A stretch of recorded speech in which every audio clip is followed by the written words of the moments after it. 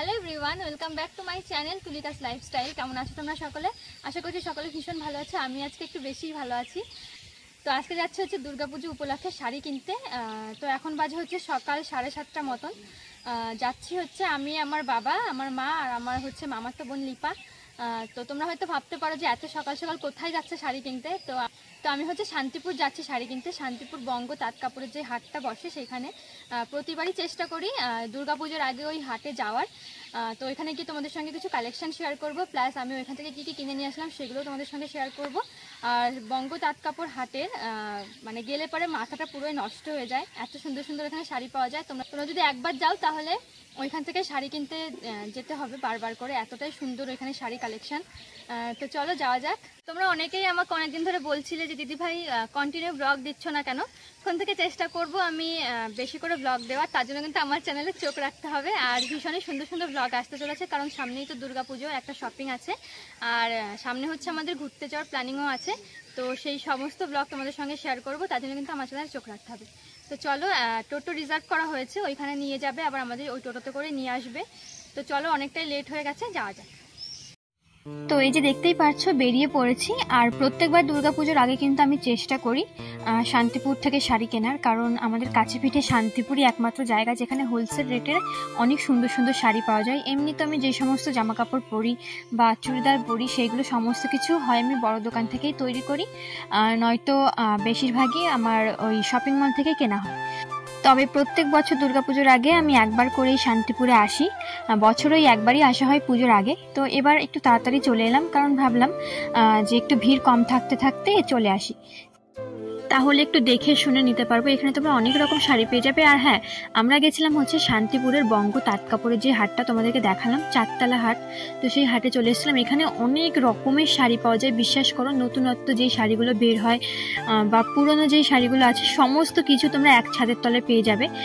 তো প্রথমে যে অর্গানজা শাড়িটা আমি দেখাচ্ছিলাম না, ওইটা চাইছিল হচ্ছে 1150। তো সেইটা বার্গেনিং করে আমরা 1050-এ নিয়েছিলাম। তারপরে দেখো এই শাড়িগুলো আমার বেশ চোখে লেগেছিল, এগুলো আমার মা একটা নিয়েছে। তো এই শাড়িগুলো নিয়েছিল ওই 350 মতো দাম। এগুলো কিন্তু মানে দোকানে গেলে অনেকটাই বেশি দামে তোমরা পাবে, কিন্তু এইখানে যদি যাও না তাহলে খুবই অল্প দামে তোমরা অনেক সুন্দর সুন্দর জিনিস এখানে পেয়ে যাবে। এইখান থেকে আমি একটা কাকিনাড়া সিল্ক নিয়েছি, আর কি কি শাড়ি নিয়েছি সেগুলো কিন্তু তোমাদেরকে পরে একটা ব্লগে দেখিয়ে দেবো। আর এই ভিডিওর লাস্টে কিছু দেখিয়ে দেবো, অল্প কিছু। আর পুরো একটা শপিং ব্লগ আমি বানাবো, দুর্গাপুজোর শপিং ব্লগ। তো সেইখানে আমি আমার সমস্ত শপিংগুলো তোমাদেরকে দেখাবো, তার জন্য কিন্তু আমার চ্যানেলে চোখ রাখতে হবে। তো এখানে একটা কাকুর দোকানে চলে এসেছিলাম। এই শাড়িগুলো দেখো কি সুন্দর সুন্দর কালার, আর ভীষণই সুন্দর লাগছিল দেখতে। ব্যাঙ্গালোর সিল্ক বলছিল এগুলোর নাম। এইগুলোর দামও ওই কাকুটা 1150 মতো চাইছিল, কিন্তু সেগুলো আমরা বার্গেনিং করে 1000 টাকা করে নিয়েছি। 3 পিস শাড়ি নিয়েছি এখান থেকে সেম, তো ওই জন্য উনি 1000 টাকা করে নিয়েছে। আর যদি তোমরা পুরো বান্ডিল ধরে নাও তাহলে কিন্তু সেক্ষেত্রে অনেকটাই কম দামে পেয়ে যাবে, মানে আরও ধরো এক একটা শাড়ির ওপরে 100-200 টাকা ডিসকাউন্ট পাবে। কিন্তু তোমাদের এখান থেকে বার্গেনিং করেই আনতে হবে, যার বার্গেনিং স্কিল যত ভালো সে ততই লাভ করতে পারবে এখানে গিয়ে।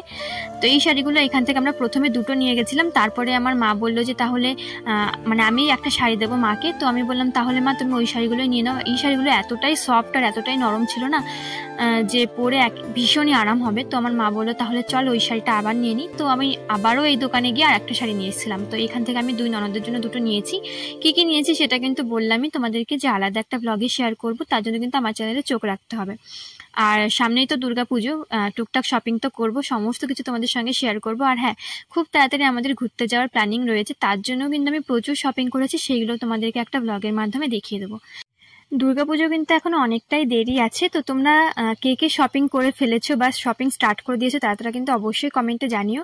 আর এই যে দেখো রেশম জামদানি, আমি ভেবেই গেছিলাম বাড়ি থেকে যে আমি ওইখানে গিয়ে একটা লাল আর সাদা কালারের রেশম জামদানি নেব অষ্টমীতে পরার জন্য।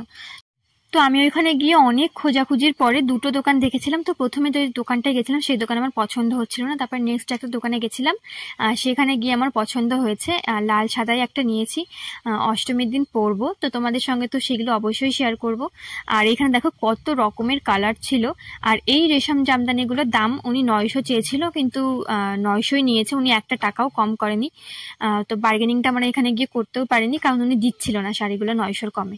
তো এই যে দেখো লাল কালারের কালারের, তা ভাবলাম যে আগের বার অষ্টমীতেও একটা লাল পরেছিলাম, তাহলে এবার একটা লাল সাদা নিই, মানে পুরো বডি সাদা হবে আর পাটটা লাল হবে।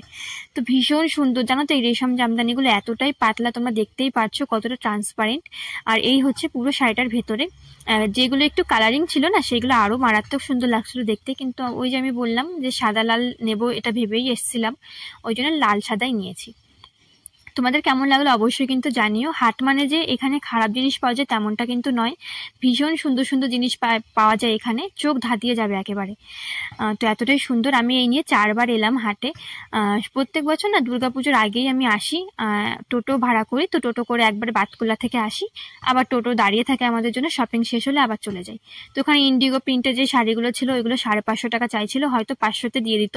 তো ওইগুলো দেখে আমি আর নিলাম না, ভেবেছিলাম নেবো, তারপরে ভাবলাম না থাক, সুতির শাড়ি এখন পুজো সামনে করে নিয়ে লাভ নেই। তো এখানে দেখতে পাচ্ছ অনেকগুলো লেহেঙ্গা, আর লেহেঙ্গাগুলো বিশ্বাস করে এত রিজনেবল প্রাইস, দেখতেই পেলে ভীষণ সুন্দর সুন্দর লেহেঙ্গা। দাম কত চাইছিল জানো? মাত্র 2000 টাকা, 1500 টাকার মধ্যে ওইগুলো, তো ভীষণই কম দাম। তো এখান থেকে আমার মামার মেয়ের জন্য একটা শাড়ি নেওয়া হচ্ছিল, এই যে দেখো।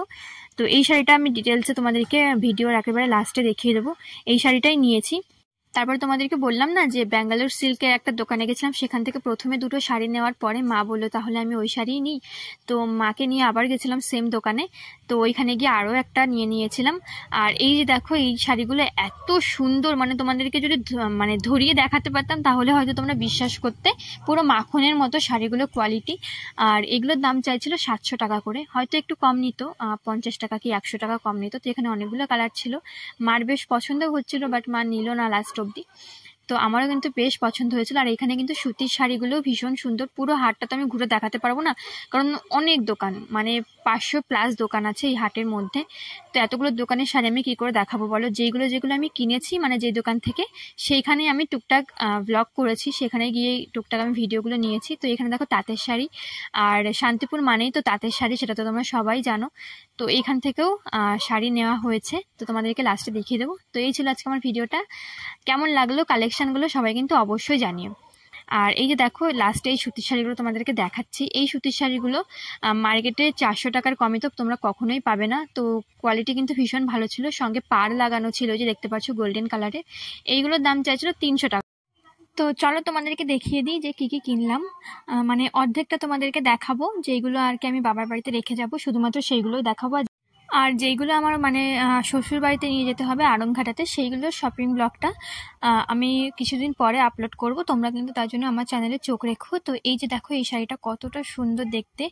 আর এই বছর দেখেছি এই অর্গেনজা শাড়িটা বেশি পরিমাণে চলছে, অর্গেনজা জিমিচু এই শাড়িগুলো বেশি চলছে। তো জিমিচু শাড়িটা আমি নিইনি, ওইখানে দেখেছিলাম অনেক ভ্যারাইটি, বাট আমি নিলাম না, কারণ ওই শাড়িগুলো না অনেকটা ফুলে থাকে ওই জন্য। আর এই যে দেখো এই শাড়িটার ব্লাউজ পিসটা এরকম, পুরো বডিতে এরকম হবে, আর এরকম একটা পাড় দেওয়া আছে। তো ভীষণই গর্জিয়াস দেখতে শাড়িটা, কালার কম্বিনেশনটাও কিন্তু ব্যাপক হয়েছে। আর নেক্সট হচ্ছে এই শাড়িটা আমার মা নিয়েছে। তো এই শাড়িটা জানো তো, আমি সেম শাড়ি আমাদের বাতকুল্লা বাজার থেকে কিনেছিলাম, আমার কাছ থেকে 600 টাকা নিয়েছিল, কিন্তু এইখানে গিয়ে আমি দেখি এগুলো 300 টাকা করে বিক্রি হচ্ছে। তাহলে ভাবো কতটা লাভ এরা করে। আমি কিন্তু বাড়ি এসে মানে কোয়ালিটি চেক করেছি, কোয়ালিটি মিলিয়েছি, সেম কোয়ালিটি, তবে ওরা দামটা অনেকটা বেশি নিয়েছে আমার কাছ থেকে। তারপরে মা এখানে একটা মালবেরি নিয়েছিল, মালবেরি কিন্তু আগের বার প্রচণ্ড পরিমাণে ট্রেন্ডে ছিল, এইবার এতটা চল নেই, ওই জন্য দামটাও কমে গেছে। আর মালবেরিটার দাম নিয়েছিল হচ্ছে 550 টাকা। তারপর দেখো এই শাড়িটা আমার ভীষণ পছন্দ হয়েছে, মার কাছ থেকে নিয়ে তো একদিন পরবই। আসলে মা যে শাড়িগুলো কেনে না সেগুলো আমি একবার হলেও পরি, যেগুলো আমার ভালো লাগে আর কি। তো এই যে দেখো পাড়ের যে কালারটা, সেই কালারটা হচ্ছে ডুয়েল কালার, পিঙ্ক আর হচ্ছে একটু বেগুনি বেগুনি টাইপের একটা কালার দিচ্ছে। তো আমি ভাবলাম যে চলো তোমাদেরকে খুলেই দেখাই, তাহলে তোমরা ভালো বুঝতে পারবে। তো এই হচ্ছে পুরো শাড়িটা, পুরো ফুল বডি হচ্ছে রানী কালারের, আর এইরকম পাড় দেওয়া, আর কোনো এক্সট্রা কোনো কাজ নেই। তো এই শাড়িটার দাম নিয়েছিল 350 টাকা। নেক্সট হচ্ছে মাকে আমি একটা শাড়ি দিয়েছি দুর্গাপুজো উপলক্ষে, সেটা হচ্ছে এই যে এই সেম শাড়ি আমার ননদদের জন্যও নিয়েছি, সেইগুলো তোমাদেরকে পরে দেখাবো। তো এই যে দেখো মায়ের শাড়িটা, কালারটা কিন্তু ভীষণ সুন্দর, আর এই শাড়িটা ভীষণই সফট, মানে পরলে একেবারে মনেই হবে না যে শাড়ি পরেছি, গায়ের সঙ্গে পুরো লেগে থাকবে। আর এর দেখো আঁচলের কাজটা ভীষণ সুন্দর দেখতে, ভীষণ গর্জিয়াস দেখতে। তো আমার এই ঘরে একটু লাইটটা কম ছিল বলে ততটা ফুটছে না কালারটা, তবে একটু লাইটের মধ্যে গেলে হয়তো আরও কালারটা ভালো লাগতো দেখতে। তো ফুল বডিতে হচ্ছে এরকম ওয়ার্ক করা, আর এটা হচ্ছে পাড়ের দিকটা। আর শাড়িটা ভীষণই সফট। তো এই ছিল আমার কেনাকাটা। তো কেমন লাগলো সবাই অবশ্যই জানিও। আর ওই শান্তিপুরের হাটটা কিন্তু প্রত্যেক রবিবার আর বৃহস্পতিবার করে বসে। তো কেমন লাগলো শাড়িগুলো অবশ্যই কিন্তু কমেন্টে জানিও। হাট মানে যে খারাপ তেমনটা কিন্তু নয়। তো দেখা হচ্ছে খুব তাড়াতাড়ি নতুন একটা ব্লগে। টাটা, ভালো থেকো সবাই।